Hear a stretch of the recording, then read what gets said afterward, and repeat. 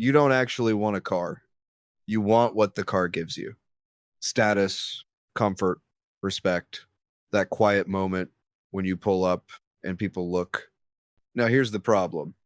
Most people are trying to look rich using the one purchase that almost guarantees they'll stay broke.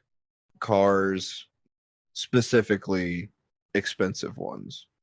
And the weird part, the people who are actually wealthy usually drive the most boring cars you can imagine, like a 10-year-old Toyota Camry. No flex, no noise, no drama, just financial freedom on four wheels. This video is about why that boring car might be the smartest financial decision you'll ever make. Picture this. Two neighbors, same street, same general income. Guy has hone, pulls up in a brand new luxury SUV. Clean, shiny, probably leased, monthly payment that makes his bank account flinch. Guy hash to, faded Toyota Camry, slight scratch on the door, makes a normal engine sound, nothing impressive. Now, guess who's actually wealthy? In many cases, it's not the first guy. Because one is performing wealth, the other is building it. We're going to use that Camry as our running example. Because that car, that's the whole story. Quick reality check. Income is what you make. Wealth is what you keep. You can earn a lot and still be broke. Happens all the time. People making high salaries but living paycheck to paycheck. Why? Because they spend, like, they're trying to impress strangers at traffic lights. The Camry guy doesn't do that. He's not trying to win the who looks richest competition. He's playing a completely different game. Luxury cars are designed to send a message. I made it. But here's the catch. That message is often financed. Monthly payments, interest, insurance that costs more than your gym membership and your food combined. So instead of saying, I'm rich, the car is quietly saying, I have a high monthly obligation. Big difference. The Camry doesn't say anything. And that's the point. Let's talk about the silent killer, depreciation. This is just a fancy word for your car loses value over time. Fast. New cars drop a large chunk of their value early on. You drive it off the lot and it's already worth less. So when you buy a brand new luxury car, you're basically paying extra for the privilege of losing money faster. It's like buying ice cream that melts instantly but costs triple. The Camry guy, he lets someone else take that hit. He buys it later, cheaper, same function. A 5-year-old Camry still drives like a car. It gets you from A to B. It has AC, Bluetooth, probably a screen. It's not a horse. So functionally, it's very close to a new car. Financially, completely different story. You skip the expensive early years. You pay less. You lose less. And you keep more money in your pocket. That difference, that's fuel for wealth. Most people don't calculate the real cost of a car. They just look at the monthly payment. Can I afford $800 a month? That's the wrong question. The better question is, what is this money actually costing me over time? Because that money doesn't just disappear. It has an alternative use. Opportunity cost equals what you give up by choosing one option over another. If you spend money here, you can't use it somewhere else. Simple. So when you commit to a big car payment, you're not just buying a car. You're giving up everything that money could have become. Investments, savings, freedom. The Camry guy understands this. Every time he does an upgrade, he's buying something else. Time, money invested tends to grow over time. Not instantly, but steadily. Think of it like a snowball, small at first.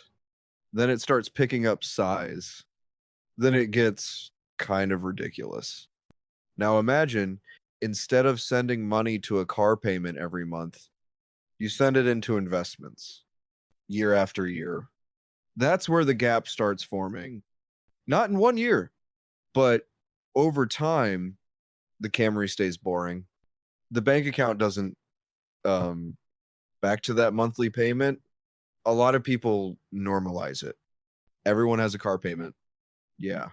And that's the problem because it becomes a default habit, like subscriptions, like ordering food instead of cooking, small decisions, repeated. But this one isn't small. It's one of the biggest monthly expenses for most people. The Camry guy avoids that trap. No payment or a much smaller one. That difference compounds quietly. There's something called the Diderot effect.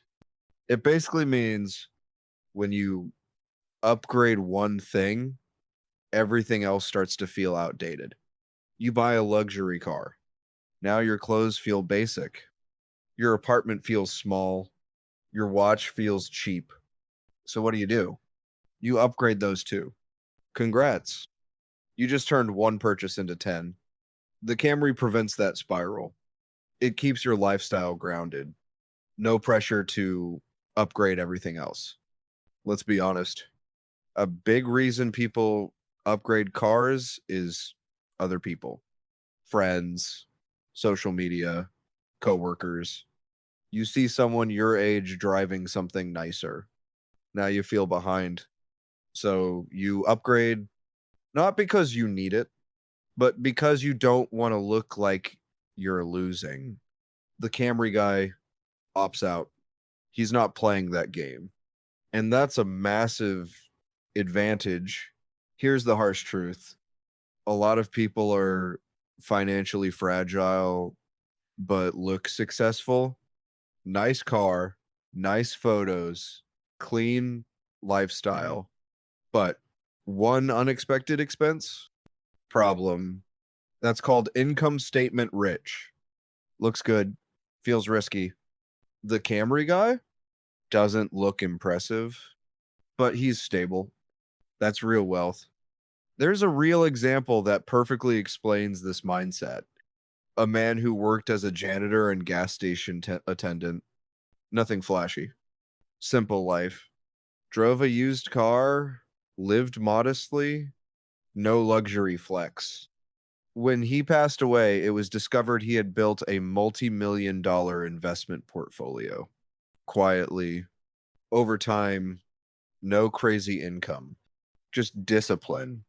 That's the Camry mindset in real life. Building wealth isn't just about making money. It's about not losing it. That's called playing defense. Avoiding bad financial decisions, avoiding unnecessary expenses, avoiding lifestyle inflation. The Camry is defense. It protects your cash flow. It reduces risk. It gives you margin, and margin equals options. Here's a trap. You earn more, so you spend more. Better phone, better clothes, better car. Now your expenses rise with your income. So even though you make more, you feel the same. Still tight, still stressed. The Camry guy breaks that cycle. Income goes up, lifestyle stays controlled, gap increases. That gap becomes wealth. This is the real flex, not speed, not leather seats. Freedom, the ability to quit a job you hate, handle an emergency, take time off without panic, and say no without fear. A big car payment reduces all of that because now you need income to sustain the lifestyle. The Camry reduces that pressure. Lower costs equals more freedom. At some point, it becomes a mindset. You stop asking, what looks good? And start asking, what builds freedom?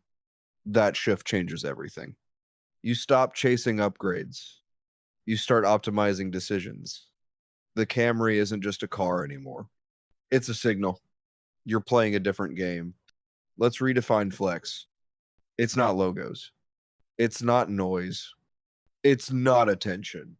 The real flex is not needing to impress anyone, having money working in the background, being financially calm, and having options. The Camry represents that. It's boring on the outside, powerful on the inside. Cars lose value fast. Luxury cars often come with heavy monthly payments. Monthly payments reduce your financial flexibility. Opportunity cost equals what that money could have become. Invested money compounds over time. Lifestyle upgrades trigger more spending.